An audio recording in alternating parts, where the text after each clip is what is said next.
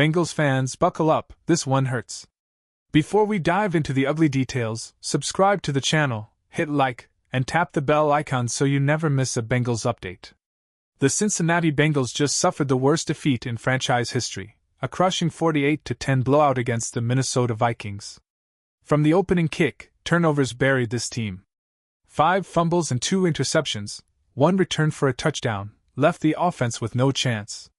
Quarterback Jake Browning had a rough outing, but this collapse wasn't on him alone. Critical fumbles from Samaje Perine, Noah Fant, and even Ja'Marr Chase killed any momentum. By halftime, the game was essentially over. The defense held up early, but constant short fields and endless snaps finally broke them down. Without Joe Burrow, the Bengals looked completely out of rhythm. So here's the question for Bengals Nation: is the season already in jeopardy without Burrow? Drop your grade for this performance, A, B, C, D, or the dreaded F, down in the comments and let your voice be heard. Bengals Nation, this was as rough as it gets. The offensive line completely collapsed, and there's no sugarcoating it. Orlando Brown Jr., the marquee free agent tackle from 2 years ago, looked overwhelmed, surrendering at least 3 sacks on his own. The Bengals allowed 4 total sacks, and the run game was non-existent. Despite all the talk during the week about creating explosive rushing plays, the ground attack never found daylight. Every snap felt like a scramble for survival. It's hard to grade a performance this poor. Was it an F? Worse? Whatever letter you choose, the truth is the same. Until this line protects the quarterback and opens lanes for the backs, Cincinnati's offense will stay stuck in neutral. Cincinnati's rushing attack is officially stuck in neutral, and the numbers are brutal. Second-round pick Dylan Fairchild showed promise in preseason, and veteran center Ted Karras remained steady, yet this offensive line continues to crumble. On the ground, nothing worked. Samaje Perine managed just 21 yards on 4 carries. Taj Brooks had 17 on 5. And the shocker, Chase Brown ran it 10 times for only 3 yards. That's not a typo, 3 total yards. The Bengals finished with a painful 2.5 yards per carry. Former first-rounder Amarius Mims struggled badly at right tackle, raising questions about both talent evaluation and coaching.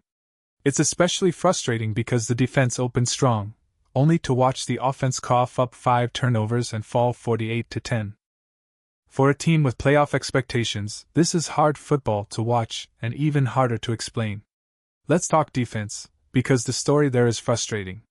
Early on, Cincinnati actually held firm.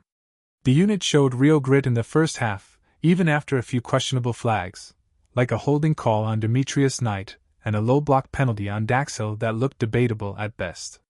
But constant offensive turnovers left the defense stranded. Drive after drive, they were forced back on the field with little rest, and eventually the dam broke.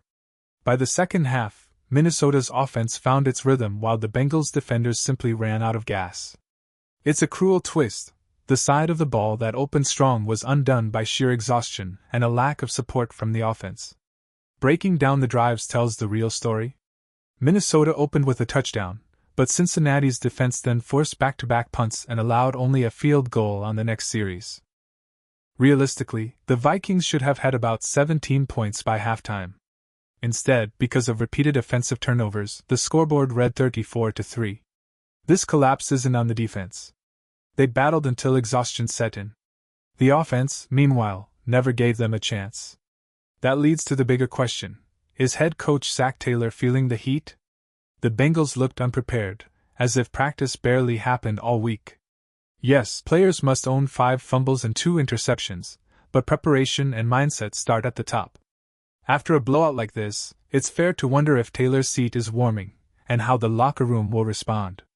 Plenty of Bengals fans are already calling for Zac Taylor's job, and after a 38-point embarrassment, it's hard to ignore the noise. Give me your one-word reaction to this historic loss. Drop it in the comments and get creative. Because right now, it really feels like Joe Burrow or bust for Cincinnati. Looking ahead, the road isn't friendly. At Denver, a coin flip that leans toward a loss. Detroit Lions, another tough matchup. At Green Bay, unlikely to steal that one. Maybe a chance against the Steelers, but nothing is guaranteed. Without a healthy Burrow, every game on this stretch looks uphill. The Bengals must find answers fast, or the season could slip away long before the playoffs even begin. The path ahead isn't kind.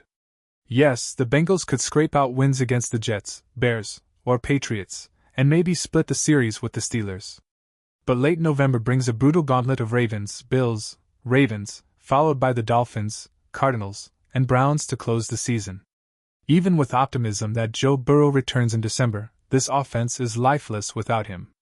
Backup Jake Browning already has multiple interceptions and limited action, and the run game continues to stall at barely 2 yards per carry. Speculating on a trade, whether for a veteran like Jameis Winston or anyone else, feels like a reach. The bigger issue is preparation and execution. Until the Bengals protect the football, generate a ground attack, and show sharper weekly planning, the blame rests squarely on the offense and, ultimately, head coach Zac Taylor. If Cincinnati wants a playoff shot, the turnaround has to start now.